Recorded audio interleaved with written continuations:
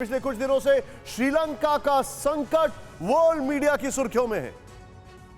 हर कोई जान चुका है कि श्रीलंका की इकोनॉमी फेल हो चुकी है। एक परिवार का राज चलता था वहां, देश का खजाना खाली हो चुका है। इस बीच फिक्र की बात यह भी है कि भारत भी अगर गणराज्य नहीं होता तो यहां के भी कई राज्यों की हालत श्रीलंका जैसी होती। ये राज्य कौन कौन से हैं और उनका खजाना खाली क्यों है, इसका विश्लेषण हम आगे करेंगे। पहले जान लीजिए कि श्रीलंका में ऐसे हालात क्यों बने।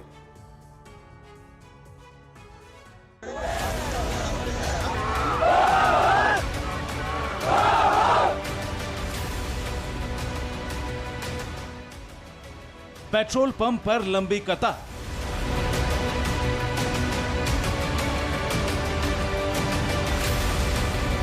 बिजली पानी के लिए हाहाकार।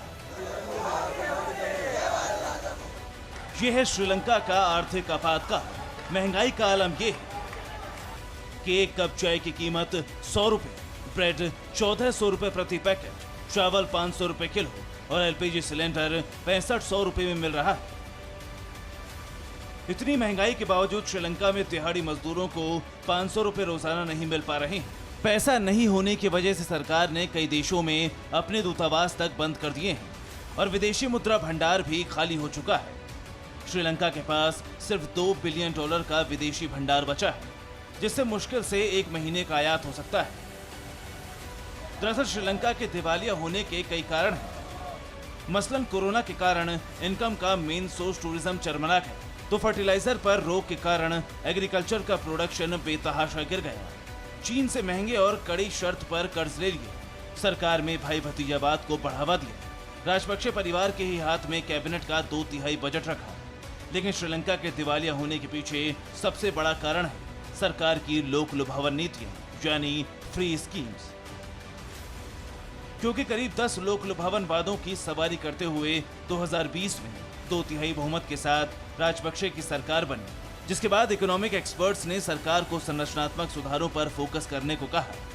लेकिन राजपक्षे सरकार ने अपनी पार्टी के घोषणा पत्र के वादों को लागू करना शुरू कर दिया।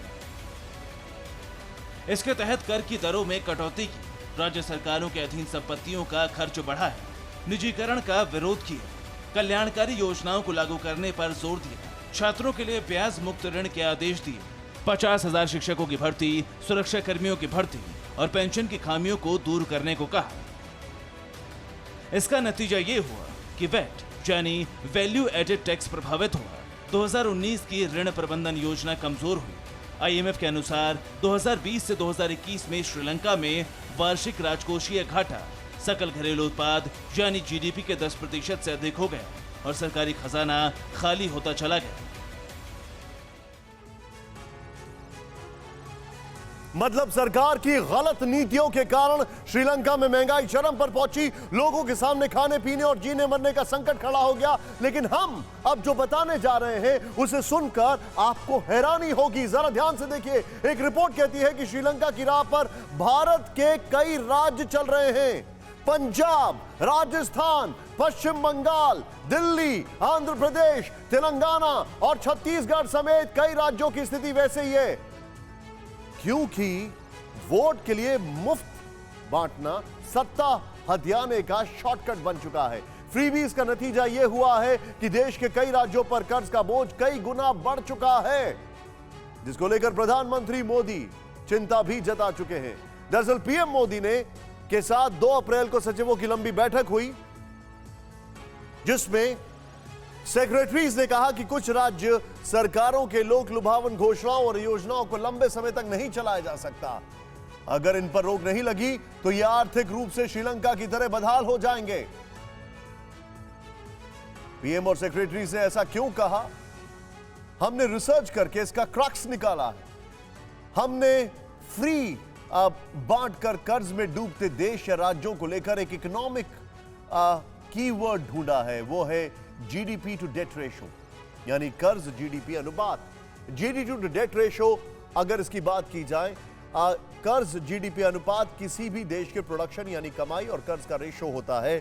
इससे किसी देश के कर्ज चुकाने की क्षमता का आकलन किया जाता है। यानी जिस देश का कर्ज जीडीपी अनुपात जितना अधिक होता है उसे लोन चुकाने में उतनी ज्यादा परेशानी होगी। और इस वक्त श्रीलंका का कर्ज जीडीपी अनुपात 119 है, जबकि श्रीलंका की जीडीपी करीब 8,000 करोड़ रुपए है। यानी श्रीलंका के ऊपर करीब 9,600 करोड़ रुपए का कर्ज है। इसका मतलब यह हुआ कि अब इतना ज्यादा कर्ज चुकाना श्रीलंका के वश का है ही नहीं। श्रीलंका की ही तरह भारत में भी कई राज्य हैं जो कर्ज लेकर फ्री की स्कीम्स लागू कर रहे हैं। अब चूंकि श्रीलंका की जीडीपी 8,000 करोड़ है, लिहाजा हमने देश के उन राज्यों के सैंपल लिए जिनकी जीडीपी श्रीलंका से थोड़ा कम या ज्यादा है। आंध्र प्रदेश, केरल, मध्य प्रदेश, दिल्ली, हरियाणा, पंजाब, बिहार, ओडिशा और असम वो राज्य हैं जिनकी जीडीपी 5,000 करोड़ से 13,000 करोड़ के बीच है और इनके कर्ज जीडीपी अनुपात को देखें तो सबसे खस्ता हालात पंजाब का है। इसके बाद केरल और आंध्र प्रदेश का नंबर आता है। पंजाब में तो अभी भी आम आदमी पार्टी की सरकार बनी है, जिसके मैनिफेस्टो में भी कई लोग लुभावन वादे हैं। सिर्फ महिलाओं को प्रति महीने 1,000 रुपए देने के वादे को भी सरकार लागू करेगी तो स्टेट के खजाने पर सालाना 12,000 करोड़ रुपए का बोझ पड़ेगा। इसके अलावा बिजली सब्सिडी और कई फ्री स्कीम्स भी हैं। अभी पंजाब की जीडीपी 54,000 करोड़ है और कर्ज जीडीपी रेशो 53.3 है। पंजाब के ऊपर इस वक्त करीब 3 लाख करोड़ का कर्ज है। इसीलिए चीफ मिनिस्टर भगवंत मान जब पहली बार प्रधानमंत्री मोदी से मिले तो केंद्र सरकार से 1 लाख करोड़ सरकारी मदद मांगी।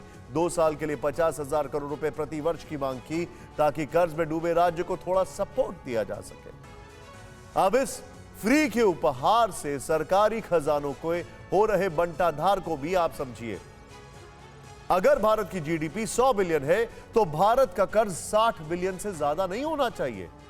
60 बिलियन कर्ज में 40% का केंद्र सरकार का हो, यानी सेंटर का कर्ज जीडीपी का अनुपात 40 बिलियन से ज्यादा नहीं होना चाहिए और सभी राज्यों को मिलाकर कर्ज जीडीपी अनुपात 20% से ज्यादा नहीं होना चाहिए। लेकिन इस वक्त कोरोना महामारी के कारण भारत का कर्ज जीडीपी अनुपात 90% हो गया है, जो 2020 में 74% था और इस वक्त देश में महज 3 ही राज्य हैं जिनका कर्ज जीडीपी अनुपात 20% के करीब है या उससे नीचे है, जिनमें सबसे बुरा हाल पंजाब का है। इस हाल में भारत को और तमाम राज्यों को यह सोचना होगा कि फ्री बिजली, पानी, लैपटॉप, बस टिकट ये सब कब तक बांटते रहेंगे। यहां यह भी सोचने की जरूरत है कि लोक कल्याणकारी योजनाएं वैसी लागू की जानी चाहिए जिससे जीडीपी में बढ़ोतरी हो, जैसे हाउसिंग, टॉयलेट, गैस, विद्युतीकरण वगैरह, न कि फ्री में पैसे, लैपटॉप और बस टिकट बांटे जाए। क्योंकि इस वक्त श्रीलंका का उदाहरण हमारे सामने है। लंका की हालत यह है कि जो 1 रुपए की कमाई होती है उस पर कर्ज 1 रुपए 20 पैसे है। वहीं पंजाब की 1 रुपए की कमाई में 53 पैसे कर्ज है और सरकार के पास विकास के लिए सिर्फ 43 पैसे हैं और जो कर्ज है उनका समय के साथ ब्याज बढ़ता ही जाएगा। तो गौर करने वाली बात यह है कि पंजाब और श्रीलंका में फर्क यह है कि पंजाब भारत सरकार से मदद मांग सकता है और भारत सरकार इनके लिए सुरक्षा कवच है, लेकिन अब कोरोना की वजह से और स्टेट के कर्ज से सुरक्षा कवच भी कमजोर होने लगा है। इसीलिए फ्रीबीज इकोनॉमी पर अब सख्ती से सोचने की आवश्यकता है, उसे रोकने की आवश्यकता है।